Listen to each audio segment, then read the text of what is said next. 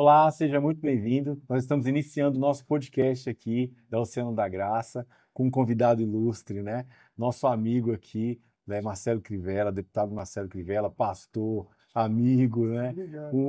Uma pessoa que a gente admira muito, né? E a gente fica honrado de o senhor ter vindo aqui para a gente bater esse papo aqui e servir as pessoas que vão estar nos ouvindo nesse momento aqui. Muito obrigado, Tarcísio. Prazer enorme estar com o senhor. Também quero agradecer ao pastor Simval a honra de poder estar aqui no Oceano da Graça. Ok, muito bom.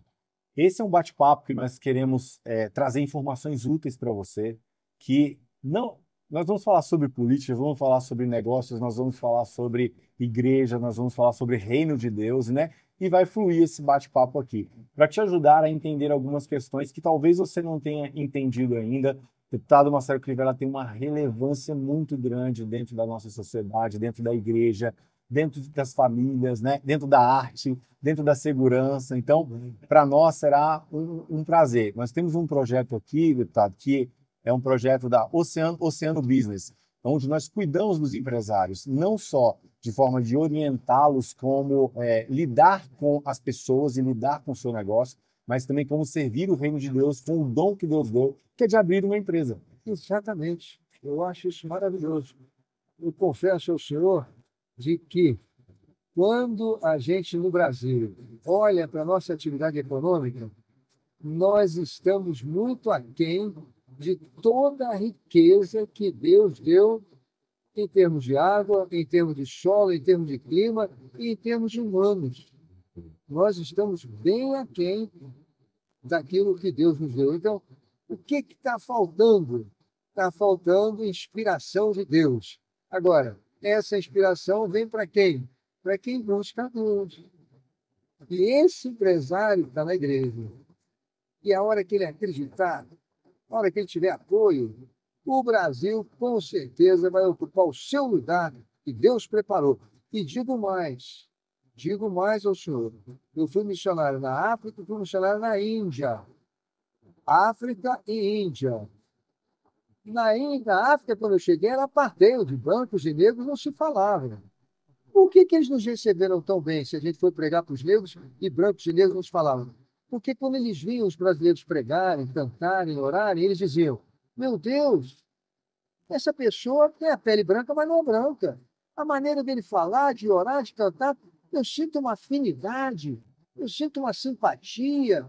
Eu vou trazer minha irmã para ver, vou trazer meu irmão para ver. E é isso. Na Índia é a mesma coisa. Nós, brasileiros, desculpe, Tarcísio, me estender um pouquinho, mas vale a pena. Vontade. Vamos olhar para o mundo. É um ser humano só. Mas quem nasceu na Ásia ficou amarelo. Clima e comida. Quem nasceu na Índia ficou vermelho. Quem nasceu na África ficou negro. Quem nasceu na Europa ficou branco. Você não tem branco na Índia, nem vermelho na Europa. Você não tem negro na Ásia, nem amarelo na África. Cada um tem a sua cor. E nós no Brasil? Brasil, você tem tudo, hein? Então, nós somos o cidadão do mundo. Nós Exatamente. somos aquele povo que Jesus falou: vou levar o evangelho a todas as nações da terra. Mas para isso precisa de uma raça mestiça que somos nós brasileiros. Mas para ter recursos para isso, nossos homens de Deus e mulheres de Deus precisam empreender. Precisam empreender e ter suporte, né, para entender isso, não perder o foco, né? É. Não perder o Reino foco. de Deus em primeiro lugar, tudo vai ser acrescentado. Exatamente. E é legal bater esse papo com o senhor, porque a sua trajetória fala muito sobre a parte de política, de empreendedorismo, de fé, né, de servir ao outro. E eu queria já começar com a primeira pergunta de como essas áreas de fé, política, né, a parte social, empreendedorismo se conecta com aquilo que o senhor busca como propósito. Eu acho que, veja, nesse mundo, nós somos o quê? A luz do mundo. E na Terra nós somos o sal da Terra. Ser luz e ser sal, é isso que o senhor falou. É a gente ter uma vida que consagre os princípios e mandamentos de Deus, sermos família, mas brilharmos. E como nós podemos brilhar além da conduta? Quando nós podemos gerar as riquezas que o reino de Deus necessita. Nós precisamos gerar empregos, nós precisamos gerar bem-estar, nós precisamos cumprir aquilo que Deus disse no paraíso: o suor do teu rosto tirarás o teu sustento. E nós somos esse povo. Eu acho que é infinita a ciência, é infinito o empreendedorismo, ele avança com o tempo, há tantas coisas maravilhosas para serem descobertas. Eu conversava com o pastor Simval, uma coisa que caracteriza a criação de Deus é o amor. O amor é o quê? É infinito. Então, quando a gente vai na praia, a gente não encontra um grão de areia igual ao outro. Eles mudam no volume, eles mudam na dimensão, no brilho e na composição. Um tem mais sílica, outro tem mais feldspato, outro tem mais mica. Não tem um grão de areia igual ao outro, não tem um peixe, um borboleta, um passarinho, um ser humano, uma estrela no céu. Uma manga igual a outra, uma tem mais açúcar, outra tem mais carboidrato, outra tem mais água. Não há nada que Deus criou que seja igual. A mesma coisa o empreendedorismo. Quando é feito com amor, quando a pessoa anseia ajudar o reino de Deus e coloca em primeiro lugar, com certeza será infinito. Será infinito. E eu acho que isso deve fazer com que as pessoas se envolvam, tenham fé, acreditem e cumpram o dever de ser luz do mundo e sal da terra. Com certeza. Dentro dessa sua missão de vida e desse impacto que o senhor tem gerado através de uma missão de vida, eu vejo que isso é uma essência que o senhor tem. Quando o senhor fala, quando o senhor se expressa e também como age, né, nas suas prerrogativas, por exemplo, nas posições que o senhor já ocupou. É verdade que o senhor já construiu, o senhor é o brasileiro que mais construiu casas, e construiu igrejas no Brasil. Fala um pouquinho disso pra você gente. vê como as coisas são. Eu era um estudante de engenharia, que antes de fazer a prova, eu fazia uma oração. Meu Deus, eu quero construir igrejas. Me ajuda a passar nessa prova. Assim eu me formei. Você sabe que quando eu me formei, a Igreja Universal do Reino de Deus estava começando. Hoje são 8.000 igrejas no Brasil, mas ela estava começando. Sim. E ela precisava de quê? De um engenheiro. E lá fui eu para construir igreja. Depois, quando eu era senador, uma vez eu fui visitar o CONFEA, Conselho Federal de Engenharia e Agronomia. E lá o sujeito falou comigo: senador, eu andei olhando aqui os registros e verifiquei que o senhor é o brasileiro que mais construiu igreja. Eu tenho mais de 100 anotações de responsabilidade técnica. Quando a gente faz um prédio, tem uma RT, anotação de responsabilidade técnica. Caramba, eu fiquei tão feliz. Eu disse: Deus ouvia a minha oração. É esse o empreendedorismo. Paulo dizia: buscai a riqueza para assistir o pobre na sua necessidade. Quando você tem a intenção, que é aquela que Deus teve quando nos criou, eu pergunto a você, meu querido irmão: Deus chupa manga? Deus sobe a montanha para tomar um ventinho? Deus mergulha na praia para se refrescar? Não! Ele é espírito. Tudo que ele fez foi para nós. Ele não fez nada para ele. Tudo que ele fez foi para nós. Então, quando você tem esse interesse de crescer pelo reino de Deus, de crescer para ganhar almas, para ajudar as pessoas, você entra na frequência, na sintonia do Criador. Não pode dar errado. Hein? Verdade. E por que esse desejo ardente de construir igreja? Fala um pouquinho pra gente. Pois era o meu sonho. Eu queria ser engenheiro. Eu falei: meu Deus, eu não vou construir prédio, não vou construir casa. Eu quero construir igreja. Eu vejo a igreja como uma porta que nunca vai se fechar. Sabe? Ela é fundada por uma sementinha de mostarda. Se a gente for olhar o pastor Simval, ele não é um nome real, ele não vem de família nobre, ele não é um sujeito que nasceu rico. Como nós, ele é uma sementinha de mostarda onde nasce o reino de Deus. Os que vêm depois dele farão obras maiores. Exato. De tal maneira que esse reino se expande naquilo que nós estamos falando, que é infinito. Nós podemos medir? Nós podemos dimensionar? Não. Tem limite? Não, é como o amor. Não tem limite. É infinito. É infinito. E, eu achava que a igreja, onde as pessoas congregam, é essa porta.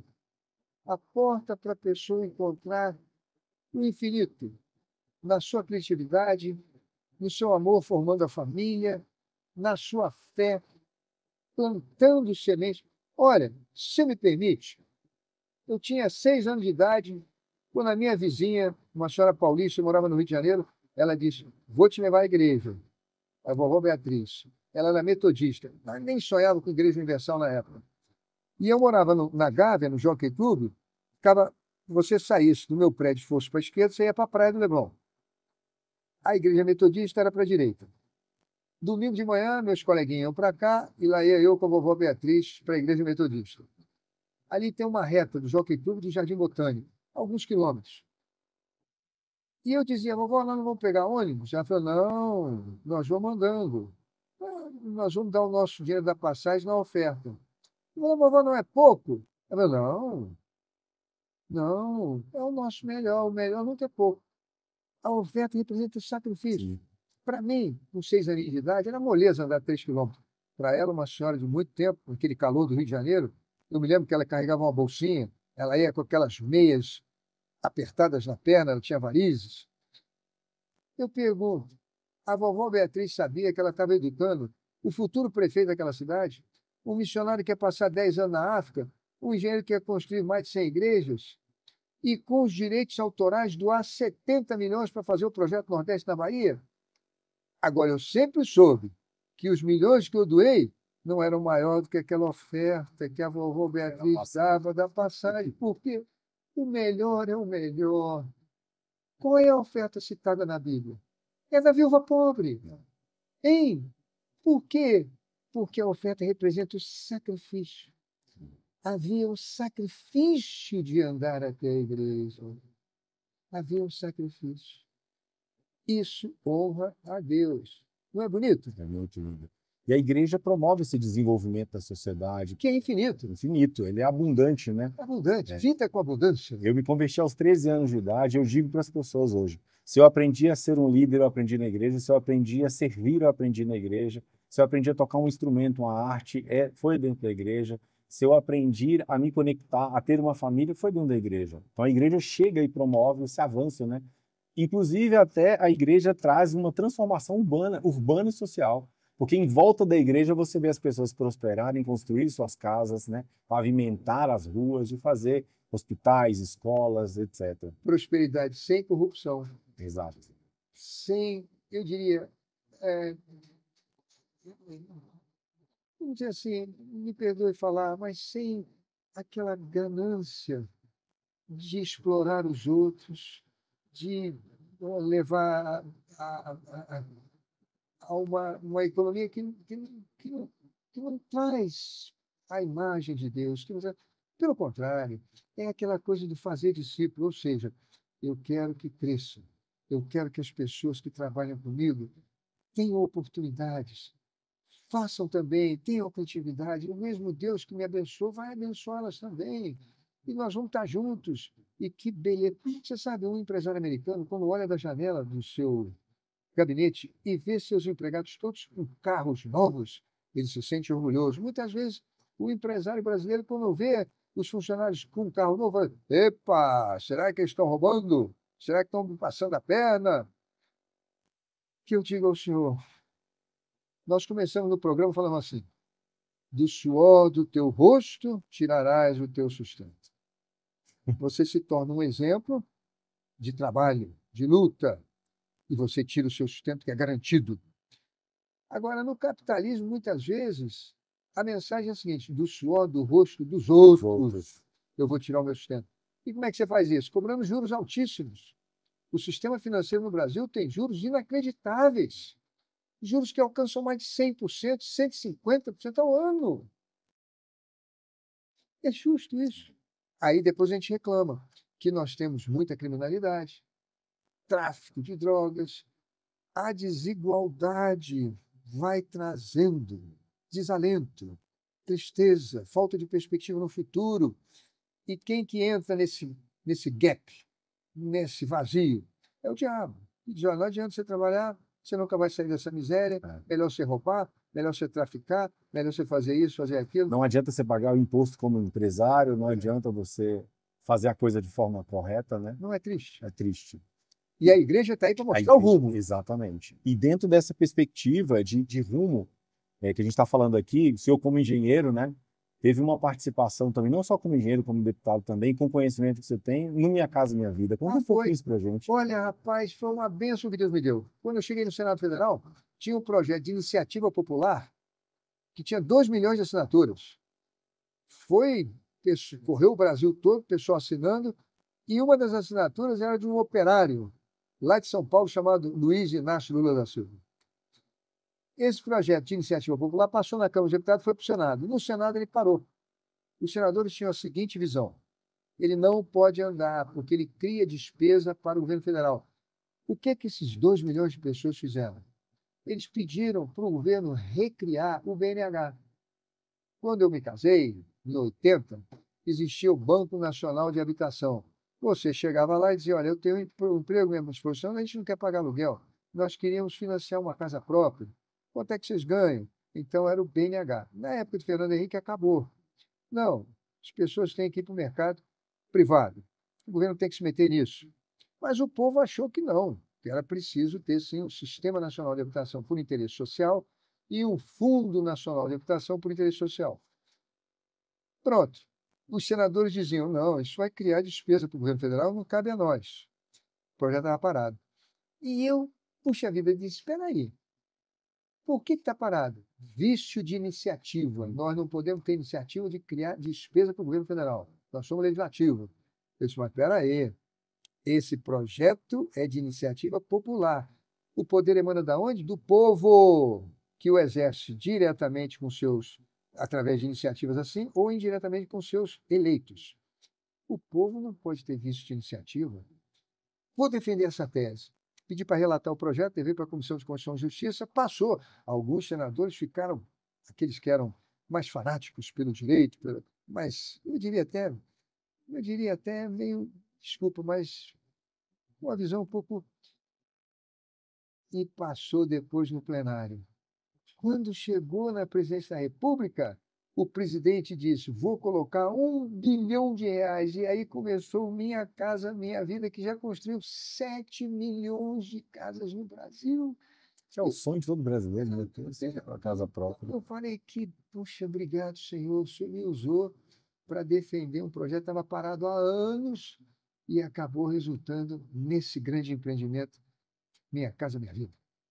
E como hoje as pessoas podem, através dessa iniciativa, sonhar com isso e ter, por exemplo, um caminho em que ela possa ter sua casa própria, ela possa visualizar e vislumbrar isso na prática hoje, através desse tipo de programa. Olha, é só ver um empreendimento próximo da sua casa que tenha lá Minha Casa Minha Vida, financiado pela Caixa Econômica.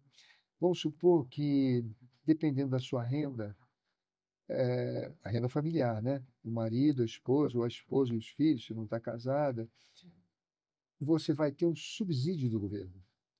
Então, se o imóvel custa R$ 300 mil, o governo vai ajudar com 100 mil e você vai pagar em 36 anos os 200 mil faltantes.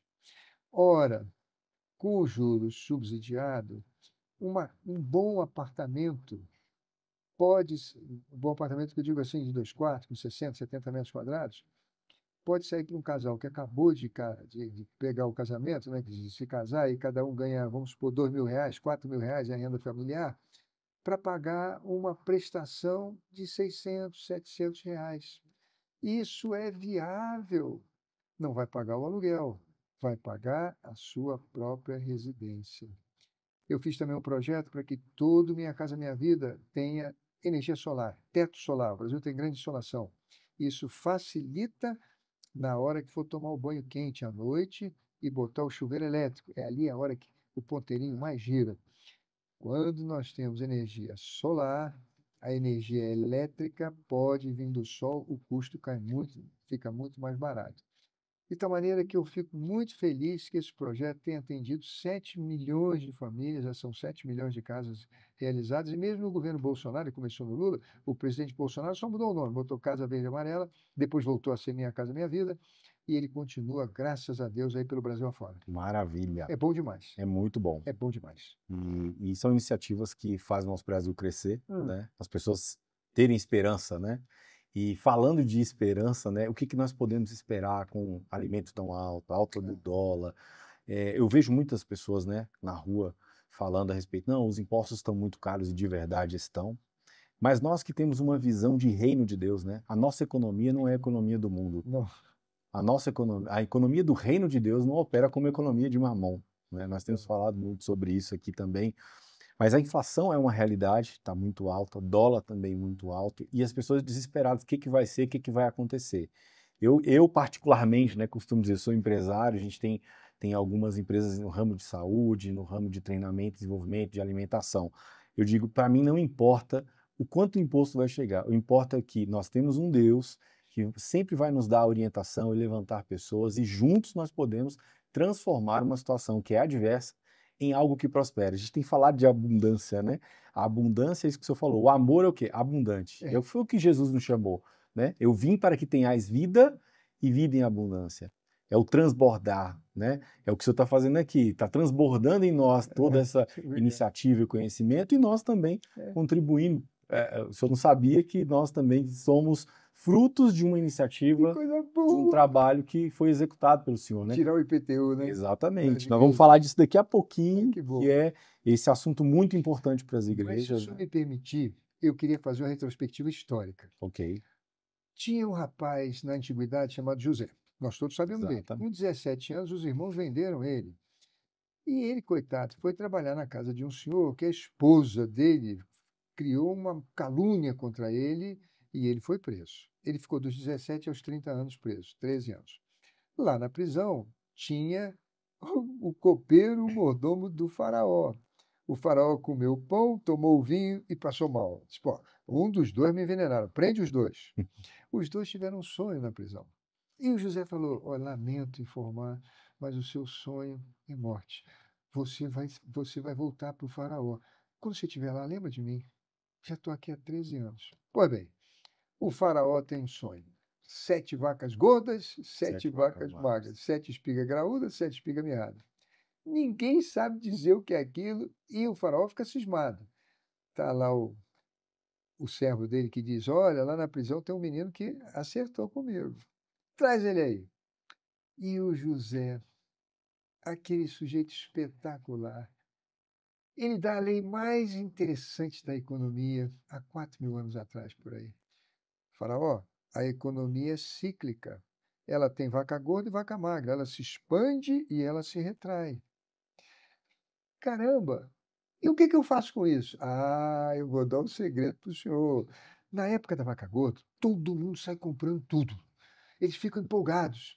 Mas está chegando a vaca magra.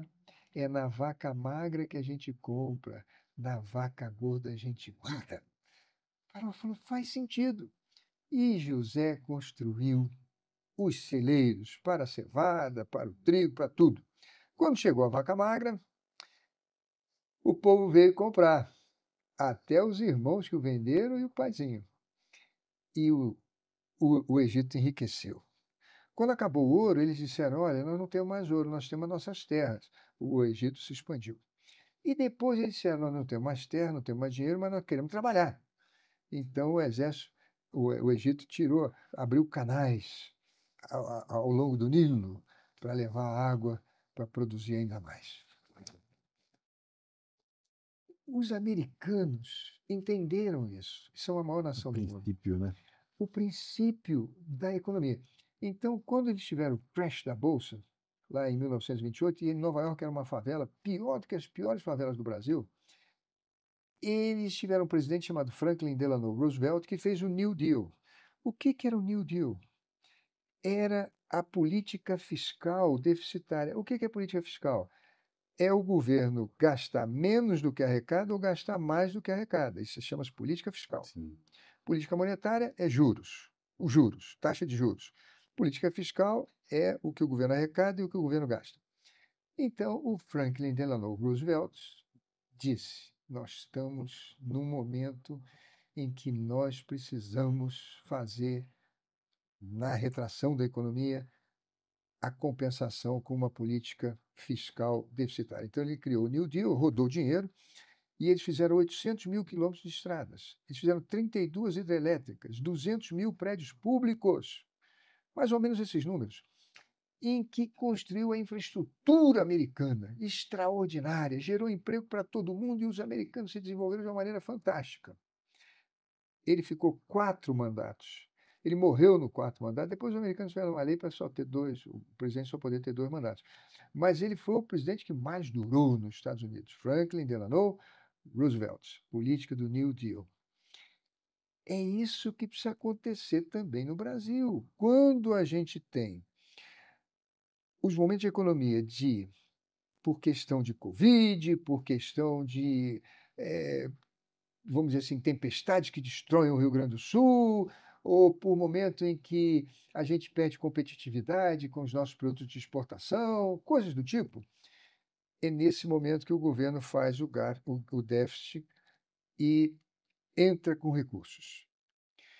O que acontece hoje no Brasil é que, ao invés da gente fazer uma política fiscal baseada no que o José nos ensinou, que é a expansão e retração da economia, a gente está usando não a fase econômica, mas a fase política. O presidente Lula, quando assumiu, ele disse: puxa, eu estou com uma popularidade muito baixa, então eu vou melhorar isso. Eu vou fazer o Brasil crescer, eu vou fazer política fiscal deficitária. E crescemos quase 3% no primeiro ano de governo e agora 3,7%.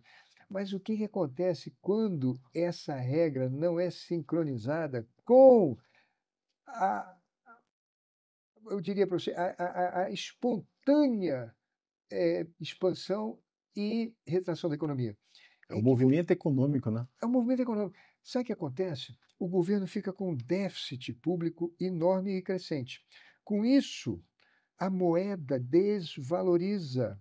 Por quê? Porque é um governo deficitário. É como as ações. O senhor tem uma empresa, o senhor lança ações no mercado, mas a sua empresa não dá lucro, a sua empresa dá prejuízo, então as ações perdem valor.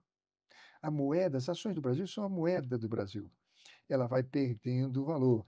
No caso da dívida pública do Brasil, ele não emite moeda, ele emite títulos da dívida pública. E os juros passam a ser, agora está em 13, com a promessa de passar para 14, passar para 15, aumenta ainda mais o déficit do governo. Com a moeda desvalorizada, todo o setor da economia que tem alguma ligação, por exemplo, a agricultura, nós somos a fazenda do mundo, mas nós importamos muitos fertilizantes. Nós também importamos máquinas agrícolas, são fabricadas no Brasil, mas são todas elas com patente estrangeira. Nós temos uma série de coisas que vão refletir hoje no preço do mercado.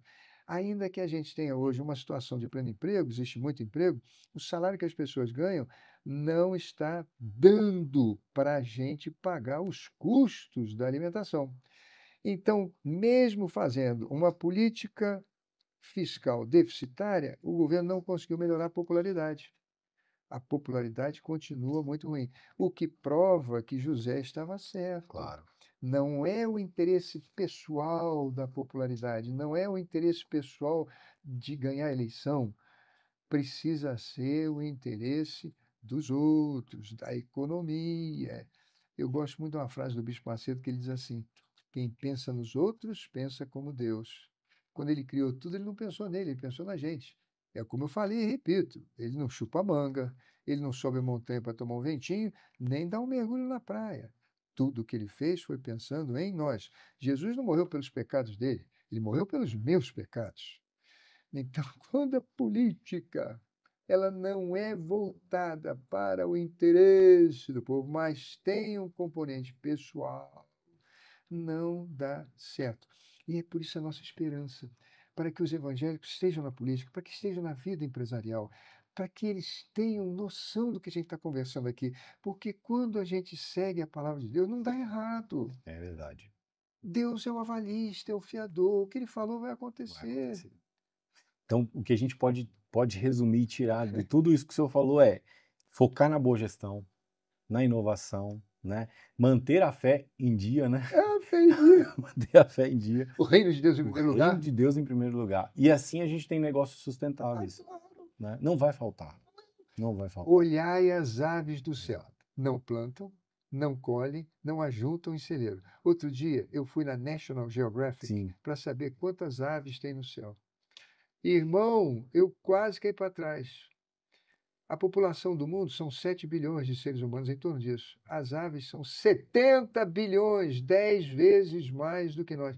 E por acaso a gente vê um gavião passando fome, a gente vê greve de tico-tico, não tem comida, não tem um passarinho que morre dizendo assim: eu provei todos os self-services que Jesus fez para mim, que Deus fez para mim, todas as árvores, todas as seivas, tudo isso eu provei. Não, eles não provam nem 1%. É tanta diversidade de alimentação para eles que eles podem voar o mundo inteiro que não vão conseguir provar tudo. É esse Deus que a gente tem, que não é Deus, é Pai. É o pai. É verdade. Oi, falando um pouco agora daquele assunto muito aguardado que nós estávamos falando antes Sim. aqui, que é a questão de como a igreja pode se posicionar na sociedade. A gente sabe que a igreja tem uma visão estratégica que ela afeta toda a sociedade em volta, todas as cidades, né? Você vê, antigamente, hoje ainda temos muito isso que hoje os pastores, muitos evangélicos têm entrado dentro da política para poder ser representativo, mas você tinha, por exemplo, a referência de uma cidade era uma igreja, É. né? E a gente estava falando aqui sobre o projeto, né, da PEC 05, PEC 05. que é exatamente assim, hoje nós aqui no Oceano da Graça não pagamos o IPTU por causa de um projeto, né, que soltou bastante. Eu queria que o senhor falasse um pouco sobre isso. Olha, a PEC, o governo arrecada sobre 3 fontes. Sobre a renda das pessoas da empresa, qualquer renda que você tiver, vai pagar imposto de renda. Dependendo do valor, tem uma tabelinha. A igreja não paga.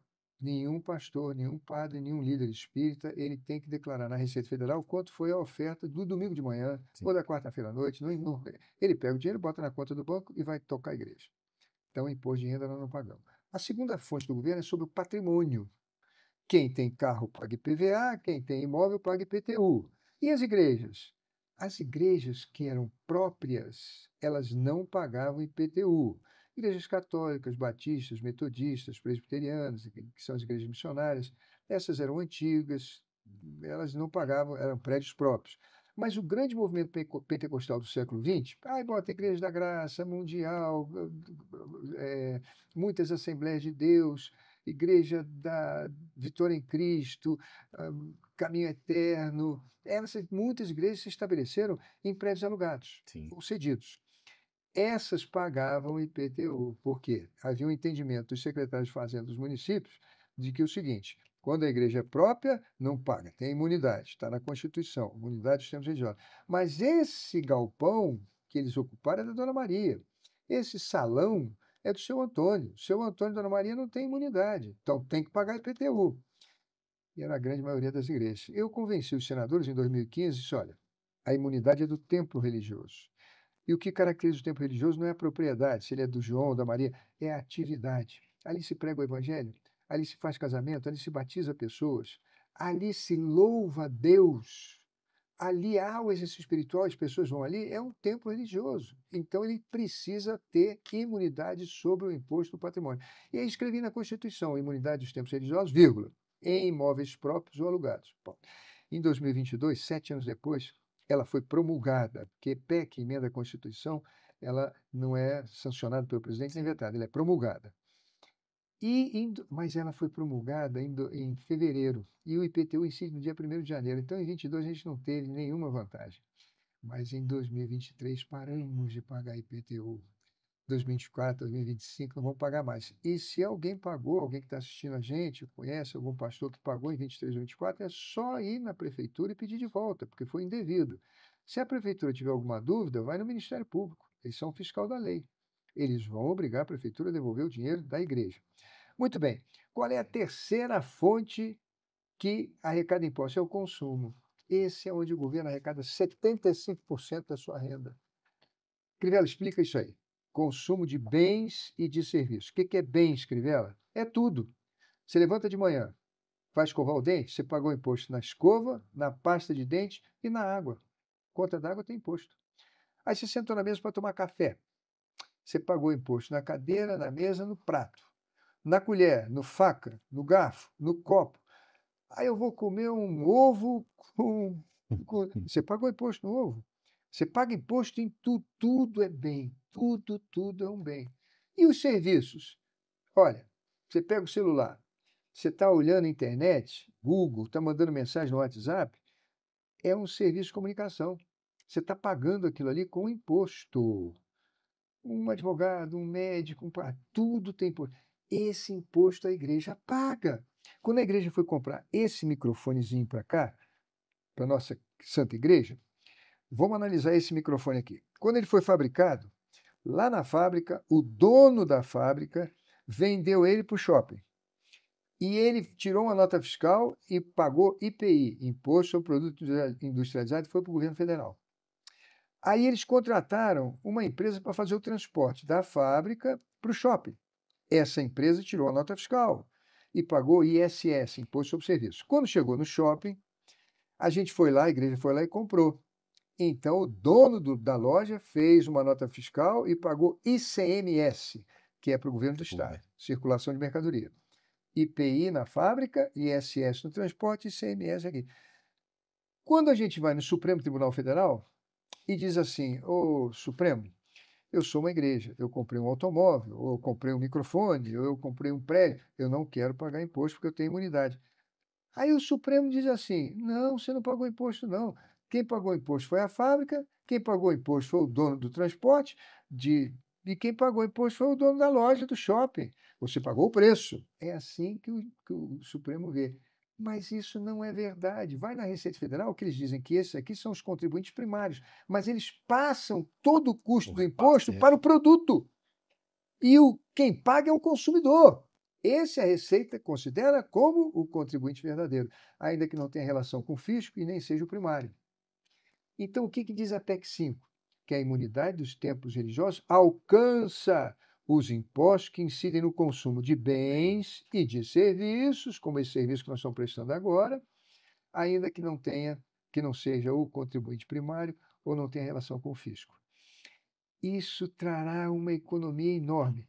É para o culto, para a atividade da igreja e também para o serviço. Quando a igreja faz uma escola, quando a igreja abre uma creche, um asilo, um orfanato para idosos, ou orfanato para crianças, ou um asilo de idosos, ou quando ela faz um convento, não sei.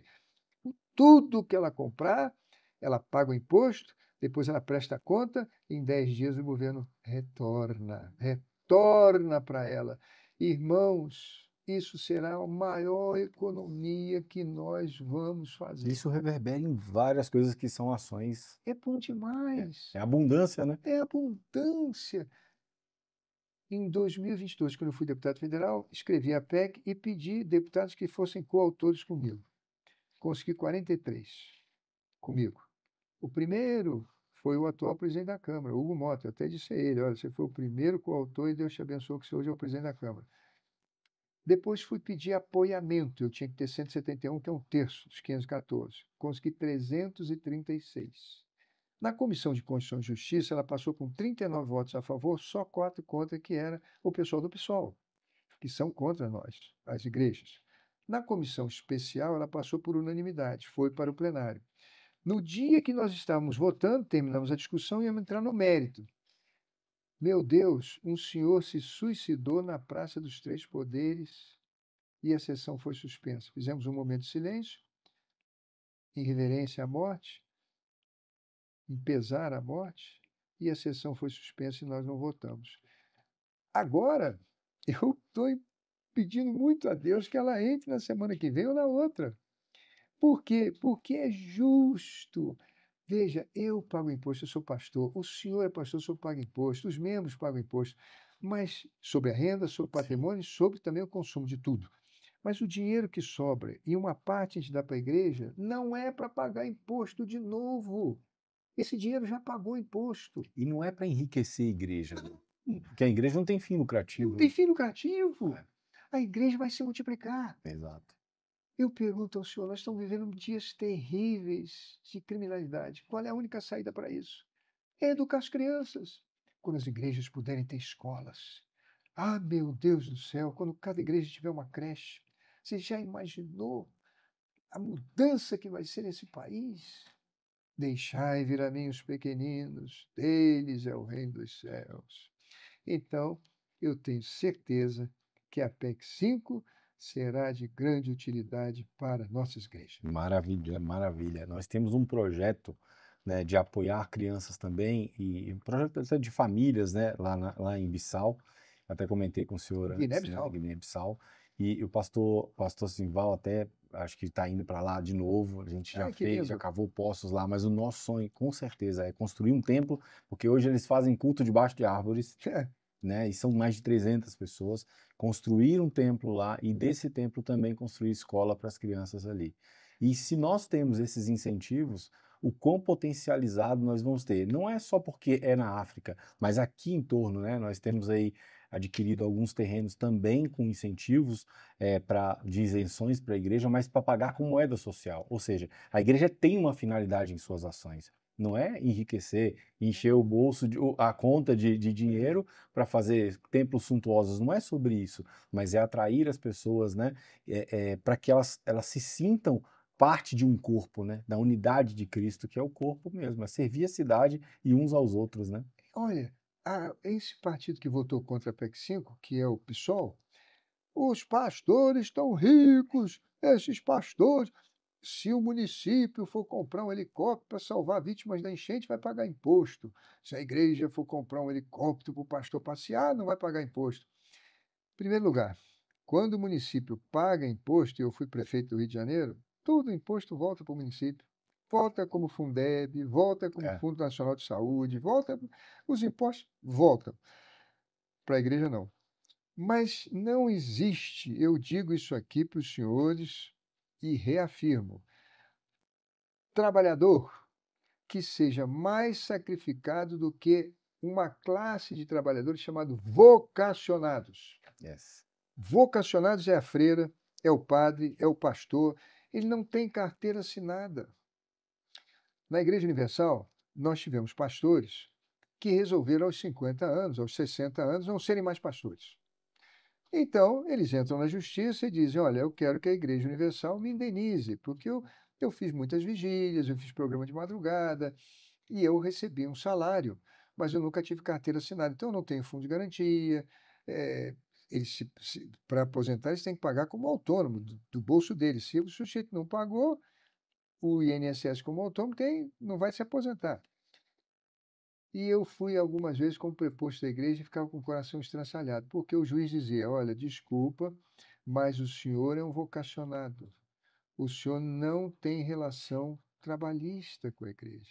E se você parar para pensar na história, é como a briga de Lutero na época, É, né, com relação a isso, né? Porque o vocacionado não merecia receber nada, né? pois é, pois é. Então você vê, as pessoas chamam os heróis da pátria, que são homens e mulheres que largam tudo Largam tudo. e vão. A igreja, se amanhã a igreja da graça, ou a igreja presbiteriana, ou metodista, ou católica, ou universal, não tiver o dinheiro para pagar o salário, o pastor vai reclamar para quem? Ah, eu vou entrar na justiça que atrás. Não, o senhor não tem salário, o senhor tem ajuda de custo. Se o senhor receber, muito bem. Se o senhor não receber, não tem paciência. Quando eu era pastor da Igreja Universal, inclusive no início, tinha meses que a gente não recebia, ou às vezes recebia metade. E vai reclamar para quem? Então, a visão que o povo tem do pastor, da freira, do padre, do etc., é distorcida pela imprensa, é distorcida pelos adversários. São pessoas extraordinárias que vivem sem nenhum. A maioria. Você pergunta a um pastor ou um padre que não tem vínculo empregatício: você consegue financiar um imóvel? Não. Por quê? Porque eu sou pastor, tenho o meu rendimento, mas não é garantido. É uma ajuda de custo. Eu não tenho nenhuma garantia que amanhã eu vou receber. Como é que ele vai ter um cartão de crédito, etc? Não tem. Então, eu acredito que o importante do pastor é ele se multiplicar com seus discípulos, curando e libertando as pessoas, crescendo o reino. Jesus sempre diz para nós: olha, os campos estão brancos para a ceifa, os trabalhadores são poucos. Poucos. Então, a palavra de Jesus é para a eternidade.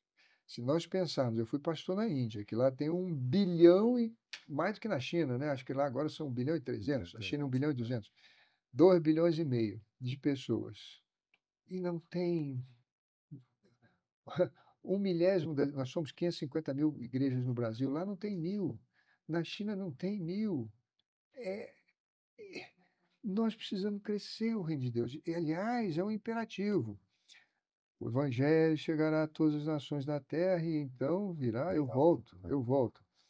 Chegar a todas as nações da terra.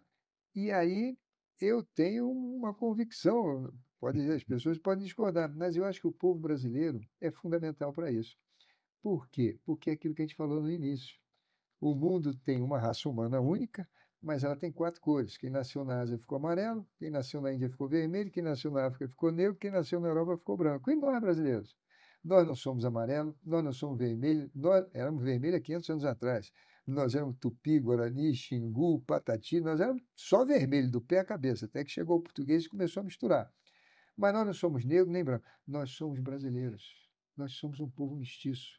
Por isso eu consegui abrir tanta igreja na África e também na Índia, porque as pessoas olhavam para os brasileiros e diziam: que afinidade eu sinto com essa pessoa?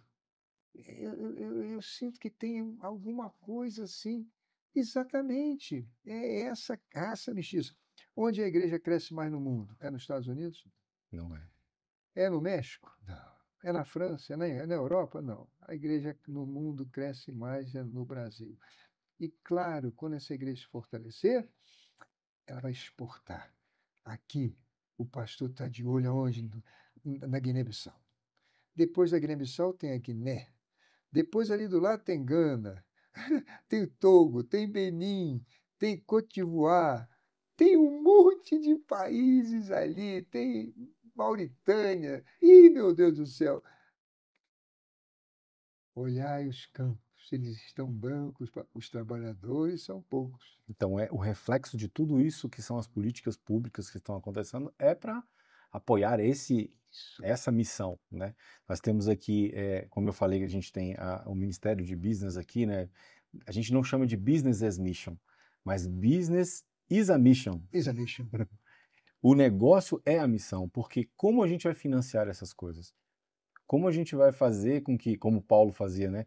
Construía tendas, era um empreendedor do reino, né? Ele era um apóstolo do reino. Onde um apóstolo do reino vai, ele leva prosperidade, ele leva negócio, ele leva educação, ele leva saúde, ele leva segurança, ele leva tudo isso. Então, eu entendo que todas essas iniciativas, e quero parabenizar, e nós, assim, o que nós podemos fazer do lado de cá para poder fortalecer esse movimento? Orar pela PEC 5. Ela era para entrar na pauta, quer dizer, ela não foi votada porque aquele senhor se suicidou na Praça dos Três Poderes, exatamente na hora da. Meu Deus, que coisa demoníaca. Mas ela vai entrar em pauta agora. No Senado, eu trabalhei no Senado muitos anos, eu fui 2 vezes, 2 mandatos lá. E lá vai ser rapidinho. Na Câmara é mais complicado. Na Câmara é uma brigalhada danada, são 513. No Senado, a média de idade é 70, 80. Na Câmara, não. Os rapazes de 30, de 35 e tal. Então, aquela coisa, genocida, corrupto, corrupto, genocida. E aí a gente demora para fazer as coisas. Mas uma vez que ela seja promulgada, nós poderemos celebrar, como a oferta da viúva pobre, né? Você vê, aquela senhora foi tocada pelo Espírito Santo, foi lá e colocou. Jesus falou: olha ali, ó, olha ali. Mas, Senhor, foi tão pouco. Não, aquela oferta vai multiplicar. Aquilo ali, essa sacrifício, ela deu o melhor que ela tinha. Então, quando isso acontece, uma luz do céu brilha. É um haja luz. Haja luz. E aquilo vai se multiplicar como tudo que Deus fez. A pera é infinita, não tem uma igual a outra. A maçã, a borboleta, o peixe, o passarinho, os grãos de areia, da terra, da praia, os flocos de neve, os seres humanos, aquele tudo é amor, é infinito como Deus é infinito. Sim. Assim como a família do amor. Desculpa, mas quando há união de homem, com todo o respeito, nós amamos a todos e queremos a salvação de todos. Mas não há essa infinitude, porque é uma coisa hedonista, é uma coisa do prazer. É do prazer, não é? as mulheres com mulheres, já é diferente de um casal em que o homem ama mais a sua esposa do que a si mesmo e a esposa ama seu marido mais do que a si mesmo, um se entrega ao outro e depois ambos passam a viver pelos filhos. O Bispo Macedo tem uma outra frase que eu acho linda. Ele falou uma vez assim: Olha, Deus é Pai, Deus é Filho, Deus é Espírito Santo, Deus é família, Deus é família. Então, a família é assim: a esposa, seu esposo, seus filhos. É infinito, porque essas crianças são levadas a enxergar o reino de Deus e a fazer parte do reino de Deus. O reino de Deus pertence aos pequeninos. E vai ter fim? Não, aquilo vai para sempre. Gerações e gerações e gerações e gerações. E depois no céu, onde nem olhos viram, nem ouvidos ouviram.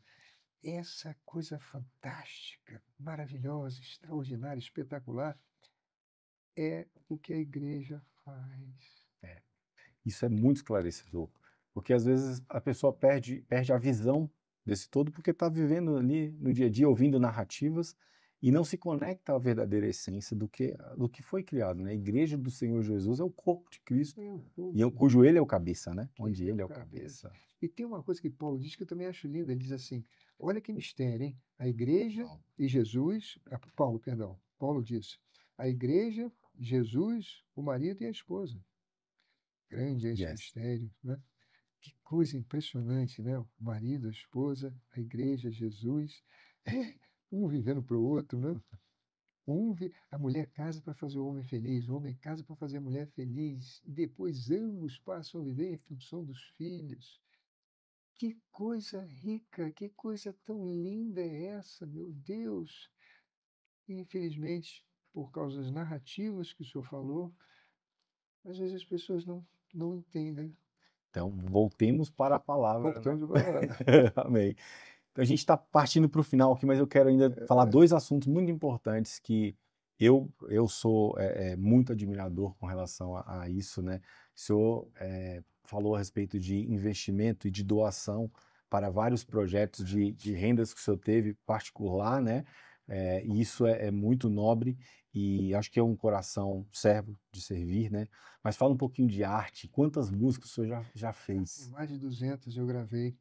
E é interessante que com essas músicas eu pude fazer uma coisa que hoje eu olho,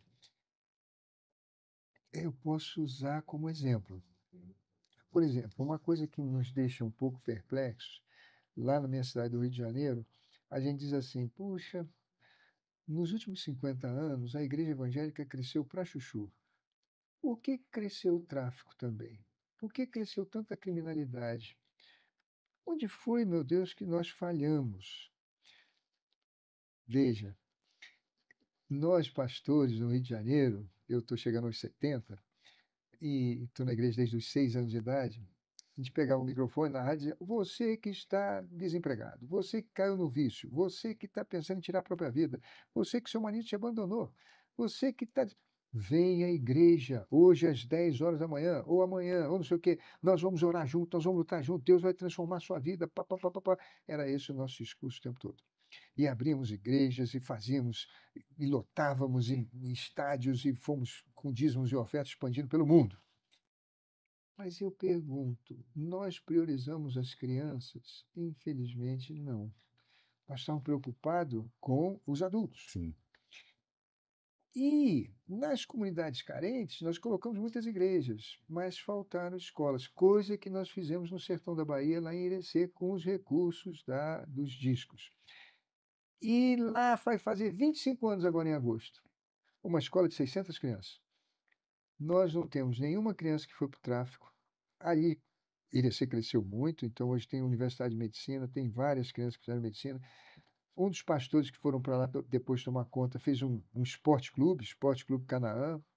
As crianças que chegaram na fazenda treinaram, É a até bom igreja só falar o investiu. nome do projeto lá para as pessoas É associarem. o Fazenda Canaã, Canaã. Fazenda Canaã, É, lá no interior da Bahia. muito, Irecê, numa área seca, muito que forte. diz que não ia dar nada certo. Sim.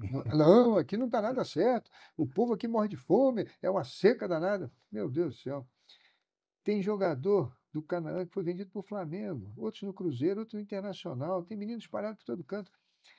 E o projeto vai fazer 25 anos agora, formando crianças. E a garantia. Qual é a garantia para a gente ter para mudar o Brasil? Ensina a criança no caminho que deve andar. Eu sei que a pessoa pode se converter no último momento, como foi aquele malfeitor da cruz, mas ele acabou na cruz. Ele fez tanta bobagem que acabou numa cruz. E Jesus o salvou no último momento. A criança, quando aprende, deixa vir a mim os pequeninos, deles é o reino dos céus. Ela não vai se desviar. Ela pode tropeçar aqui, tropeçar ali, mas ela aprendeu quando era criança. E aprendeu mais do que com palavras, ela aprendeu com o exemplo do papai, com o exemplo da mamãe. Isso é forte demais. Isso converte. Não é uma criança. Então, eu espero que com a PEC 5 nossas igrejas possam ter recursos. Você já imaginou? Nós temos cultos normalmente à noite e temos culto aos finais de semana. Se cada igreja tivesse recurso para fazer uma creche, criança ia para a escola, ou a Sim. mãe ia trabalhar, deixa na igreja. Ela tem uma creche lá. E as crianças ali vão ter pessoas maravilhosas que vão alimentá-la, que vão ensiná-la, de repente, a tocar um instrumento, a ler, a escrever ou complementar isso, mas vão falar de Jesus para elas. Vão falar de Jesus para ela, como eu aprendi quando tinha 6 anos de idade, pelo exemplo, andando. Vovó, a gente não vai pegar ônibus, não? Não, nós vamos dar o dinheiro da passagem na oferta. Eu nunca esqueci. Eu estou com quase 70. Eu aprendi, eu fui discípulo. Então, é minha esperança. Para mudar o Brasil, nós temos que cuidar das crianças. E essa doação que o senhor falou, dos direitos autorais, mais 200 músicas, na Fazenda Nova Canaã, criaram um exemplo para nós. Num lugar árido, difícil, complicado para chuchu, há 25 anos as crianças têm café da manhã, almoço, brincam à tarde, vão embora para casa, tem ônibus que vai buscar. Olha, é uma coisa tão bonita. Eu vou lá depois, há muitos anos eu não vou, não tenho ido lá, mas agora em agosto eu vou lá com a minha esposa, porque são 25 anos que aquela obra está prosperando. Nós irrigamos 100 hectares. Eu trouxe gente de Israel, do kibbutz chamado Ifitá, descobrimos onde é que tinha água, bum, cavamos os poços, colocamos bombas submersas, fizemos 2 represas e no meio, por irrigação de gotejamento, Uhum. plantamos e nós já chegamos a colher 1 milhão de frutas de conde lá. Olha só. Melancia, milho, feijão à vontade. É um trabalho que Deus realmente mostrou que Isso afeta a economia da cidade, afeta a expansão e tudo isso que a gente estava falando dos assuntos anteriores, né? pois é, as crianças, 500 famílias estão ali, gera emprego, os professores, o pessoal da agricultura. Nós construímos uma cidade, tem casas para chuva. As pessoas que estão nos assistindo podem entrar Fazenda Nova Canaã, Irecê Bahia, eles vão ficar encantados de ver que coisa bonita que Jesus criou lá. Eu conheço esse projeto e Ah, o fiquei senhor muito conhece? impactado, assim, quando vi primeiro pela televisão, depois fui atrás para conhecer, para entender, Que né? bonitinho. É fantástico. E tudo isso através de iniciativas, né? Do desejo que nasce no coração. Eu falo muito sobre isso com os discípulos de Jesus, né? Eu falo, Deus opera em nós tanto o querer quanto o efetuar. Então, se Ele nos deu o desejo, Ele também vai nos dar as ferramentas, mas a gente não pode perder aquilo que Ele nos deu, a essência da fé, de ir além, de fazer, De ir. servir. É, tem que Olha, ir. eu garanto ao senhor, quando eu fui para a África, eu me lembro, os muçulmanos diziam para mim, você veio para o lugar errado. Aqui branco e negro não se entendem. Não. Com menos de um ano, a gente ia fazer reunião para 50 mil pessoas. Olha aí. Por quê? A melhor oração que a gente faz é aquela que a gente diz assim, Senhor, eu fiz o que o Senhor mandou. Agora eu estou aguardando o Senhor falar o que o Senhor ia fazer. O Senhor disse, ide, eu vim. E o Senhor me deu a maior garantia do mundo. E eu estarei convosco. Não é anjo, não. Eu estarei convosco. Ide, e eu estarei convosco. Eu vim, ele está comigo.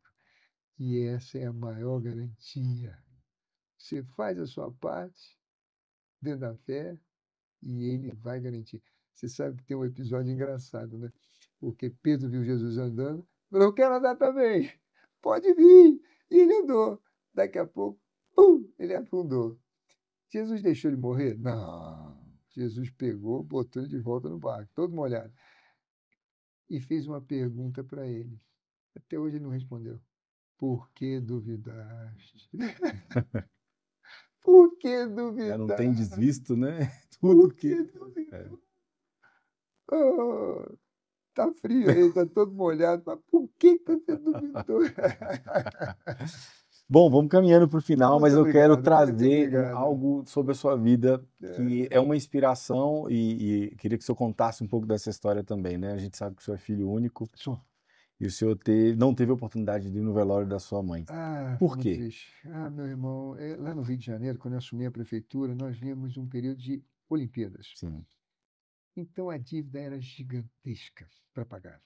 Eu tinha que atender, eu consegui atender 400 mil pessoas em cirurgias. São cirurgias de pequena e média complexidade. A maioria são hérnias, pedra nos rins, pedra de vesícula, essas coisas. Mas a fila era imensa. Então, quando eu assumi, a Rede Globo me chamou para um almoço, eu fui lá com muita gentileza e eles disseram, olha, Crivella, a prefeitura investe aqui, são tantos milhões já aprovados na Câmara de Vereadores, no Tribunal de Contas, a gente espera que você mantenha. Eu falei, olha, eu estou com um problema, porque a fase agora é muito difícil, uma recessão enorme naquela época da Dilma, né? sim, Que até entrou o Temer. Eu, quando comecei a governar em 17, a Dilma tinha acabado de tinha perder acabado de com a perder. pedalada, aquela maluquice toda no Brasil. Então, eu infelizmente não tenho. Depois veio o carnaval. O carnaval no Rio de Janeiro é impressionante, porque a Eliesa vende os ingressos. Aquela festa não é gratuita. Tem ingresso. 100 milhões eles vendiam de ingresso na ocasião. E a Globo filma. O SBT não vai, a Band não vai, a Record não vai, é só para a Globo. E ela vende publicidade. Faturava 250. Eu disse, ó, pega um pouquinho daqui, eu não posso botar dinheiro aí. Eu não vou cobrar pelo guarda municipal, pelo gari que recolhe o lixo, nem pelo médico, porque ali dá briga, ali Sim. bebem demais. Mas eu não vou botar dinheiro aí. Nossa, que confusão. E depois tinha um pedágio na cidade do Rio de Janeiro, que era para acabar com 10 anos, já tinha 30. Eu consegui aqui no Superior Tribunal de Justiça ganhar e abrir o pedágio. Há um preço a se pagar. E então me prenderam. Faltando 3 dias para terminar o governo. Graças a Deus, quem era o presidente do STJ era Humberto Martins, que é adventista, meu colega, a gente orava junto. Ele disse, para que fizeram contra o Crivella? Encontraram algum dinheiro na conta dele? Não, então não. Então, vamos reformar essa sentença. Ele vai ficar em casa. Não pode estar no presídio, inclusive porque ele é idoso e já tem Covid. A juíza não respeitou a decisão dele. Eu estou na minha cela, o diretor do presídio, meu amigo, Crivella, nunca vi isso, hein? Uma desembargadora não respeitar a decisão de um ministro do STJ que era presidente. Era época do plantão, era época de recesso. Eu falei, paciência. Mas no dia seguinte, o diretor do presídio volta e também nunca vi isso aqui. Lê que resta comprovado o descumprimento da decisão desse Superior Tribunal de Justiça. Portanto, eu emito o alvará de soltura com efeito imediato sobre crime de desobediência no descumprimento. Aí o diretor falou, Crivella, eu tenho que te soltar, porque senão quem vai preso sou eu. Mas eu fiquei em casa. E no momento mais triste da minha vida, a minha esposa vem e disse: olha, a sua mãe faleceu. Eu sou filho único, é mãe de Minas, Uhum. e eu tive que ir lá para o municípiozinho dela, onde está meu avô, minha avó, meus tios, e enterrar minha mãezinha escoltado, os policiais ao lado, com tornozeleira. Depois eu fui inocentado, mas foram momentos difíceis. Agora, o que nos cabe a fazer nesses momentos? E eu gostaria de encerrar a nossa entrevista, se o senhor me permite, falando Claro. exatamente sobre isso. Quando Jesus nasceu, um anjo veio e disse assim: José, em sonho, leva o menino e a mãezinha dele para o Egito, porque o Herodes vai tentar matá-lo. Se José não fosse o homem que era, ele ia dizer para o anjo assim: peraí, anjo, que história é essa? Você é anjo mesmo? Eu estou achando que você é frouxo. Vai lá, anjo, mata esse Herodes. Você é um vagabundo, isso não presta. Mata ele. Eu já fui 40 vezes a Israel. Eu já andei de Beersheba a Jerusalém, que foi a caminhada de Abraão quando foi sacrificar Isaac. Não tem árvore, é deserto. Maria, eu não sei onde ela deu banho nesse menino, eu não sei como é que ela fez xixi, eu não sei. Eles andaram 200 quilômetros em cima de um jumentinho. Jesus passou 13 anos no Egito. Jesus veio nos ensinar que o Pai é nosso, ele também é pai do Herodes, ele não quer matar o Herodes, quer dar chance até o fim a ele. O pai é nosso. Quando Jesus foi para a cruz, às 9 horas da manhã ele foi crucificado. A gente perguntou, Jesus, por que às 9h15 o Senhor não disse, está consumado? O Senhor ficou 6 horas na cruz. 6 horas, nu, com as pessoas falando só uma vergonha enorme. O Pai é nosso. Um dos malfeitores, depois de 5 horas, se arrependeu. E Jesus esperou ele até o último momento. Quem sou eu para reclamar do meu sofrimento? Quem sou eu para reclamar das minhas aflições? Eu sofri, fiquei muito triste, mas glória a Deus. E eu tinha gravado uma música, bem no início eu compus uma música e eu gravei que dizia assim: há uma palavra que se diz no mundo inteiro, traduz um sentimento puro, santo, verdadeiro. Na hora mais difícil, quando tudo parece perdido, dá glória ao Senhor e derrota o inimigo. Aleluia, oh aleluia, aleluia, porque a luta continua. E essa música acabou sendo a minha música na Maravilha. prisão e tal. Puxa vida, mas eu sei que é o preço a se pagar. É um preço que a gente pega. No mundo tereis aflições, mas tem de bom ânimo. Vocês vão vencer. Eu venci e a gente vence. É o preço que se paga. Aleluia. Aleluia, a Deus é luta bom. continua. A luta continua. Jesus disse: vocês serão minhas testemunhas. E a palavra no original quer dizer: vocês serão meus mártires. Mártires. Vocês Eu serão não meus sabia, mártires. No No original, a original palavra é no essa. grego quer dizer: vós sereis meus mártires. Lembra quando o João, eu acho que ele se arrependeu disso. Ele falou: Jesus, quando o senhor sentar no trono, eu Sim. posso ficar à direita do meu irmão à esquerda? Aí Jesus falou: hein? É, Você pode beber o meu cálice? exatamente. Você entende o que está por vir, né? Maravilha. Maravilha. Bom, queria que o senhor trouxesse assim, para nós assim, uma visão para 2026, quais são os próximos Eu passos? tenho a impressão, se o senhor me permite, eu sou político, que nós vamos ter uma coisa que os americanos consideram como patrimônio da Ok. sua civilização, a alternância do poder. Ora vem a esquerda, ora vem a direita, ora vem a direita, ora vem a esquerda. Porque se ficar aquela coisa que, não, bom político é aquele que elege, se reelege, elege sucessor. Aí dá Lava Jato, aí dá mensalão. Não é bom. Os americanos, eles sempre trocam. E quem ganha, ganha com 50,5, quem perde com 49,5. Que você diz para quem perdeu o seguinte, ó, não compõe com ele não, fiscaliza. Na próxima a gente bota você. Então, por favor, fiscaliza ele. Ajuda a gente. Porque o Bispo Macedo esse dia estava pregando sobre o diabo levar Jesus no alto da montanha. Então, muitas vezes, quando o sujeito ganha uma eleição, ele vai para o alto da montanha. E ali é tentação. Tentação. Olha a glória, vem todo mundo, não sei o que e tal. Em vez de ter o interesse do povo, que é sagrado, que é de Deus, vem o interesse da sua carreira, da sua eleição, etc, etc. E desanda. Não vai dar certo. Então, eu acho que nós vamos vencer. Eu acho que virá aí, me parece, ano que vem, falta um ano e 3 meses para a nova eleição, vai haver alternância no poder.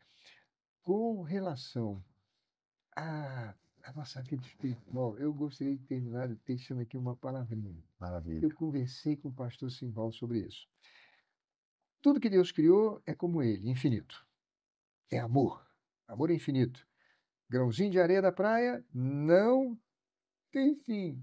Eles mudam um para o outro. Um tem mais sílica, outro tem mais feldspato, o outro tem mais mica. Eles mudam na densidade, no volume, no brilho. Não tem um grão de areia igual ao outro. Não tem um passarinho, um peixe, uma borboleta. Nunca teve, nunca vai ter.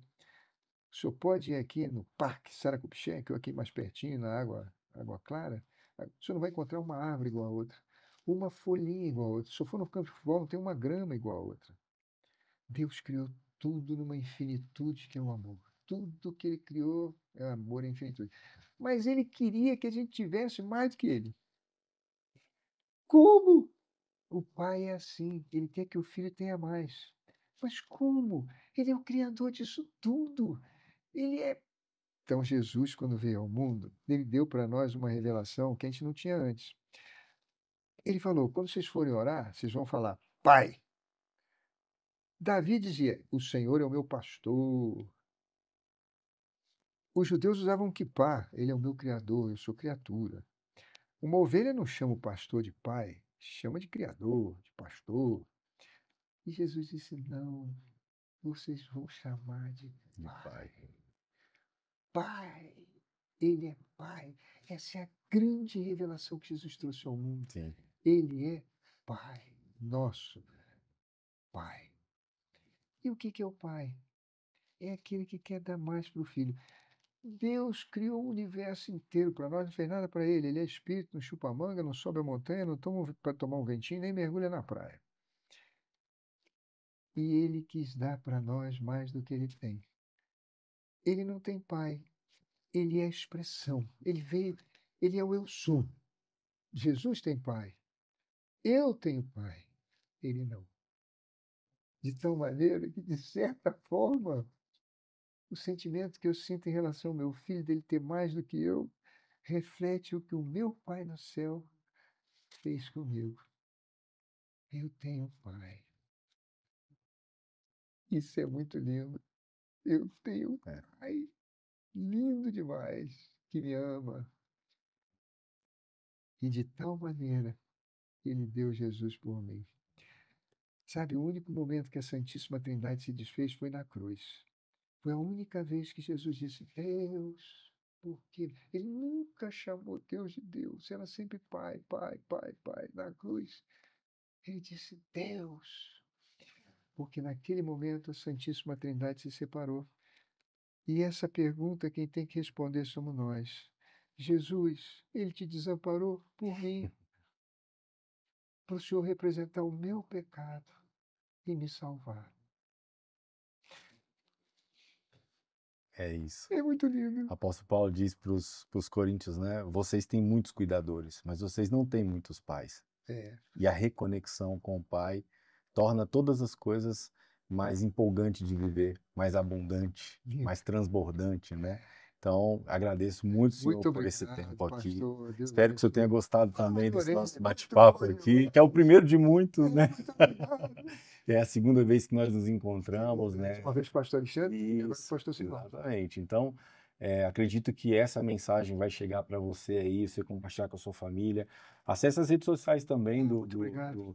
do deputado, do pastor Marcelo Crivella. Você vai entender ali tudo, a relevância de tudo. Eu conheci também uma pessoa que ajudou na campanha política lá no Rio de Janeiro, que era o Marcelo, um estrategista também. Exatamente, Marcelo, Marcelo era muito bom nessa parte de WhatsApp, essa questão ali. Professor aqui da Unicamp. E ele tem uns princípios muito, muito fortes, como eu tenho, de criar comunidades. Você precisa criar voz, mas pessoas que comungam dos mesmos valores e princípios para poder transformar uns aos outros, né? Apoiar um ao outro. Então, queremos te agradecer em nome do pastor Simval também, da Oceano da Graça. Isso é muito bem-vindo. Muito obrigado. Né? É um oceano da graça. É um oceano de graça aqui. O Espírito de Deus pairava sobre as águas. Aleluia. Oh, meu Deus. Muito obrigado. Muito obrigado. Que o Senhor abençoe ricamente seus projetos. Receba essa bênção. Tudo aquilo que o Senhor tem colocado no seu coração. Por favor, ore pela PEC-5. Amém. Muito obrigado e até a próxima. Compartilha aí esse vídeo aqui depois que você estiver vendo aqui no nosso canal. Faça comentários, nós vamos encaminhar também para ele, caso você tenha alguma pergunta a fazer. E é isso, né? Nós queremos pessoas que sirvam e a gente entende que o senhor representa a sociedade lá na Câmara dos Deputados, né? E também todas as coisas que o senhor tem feito aí. Obrigado. Gratidão mesmo. Eu que agradeço. Grande abraço para você e até a próxima.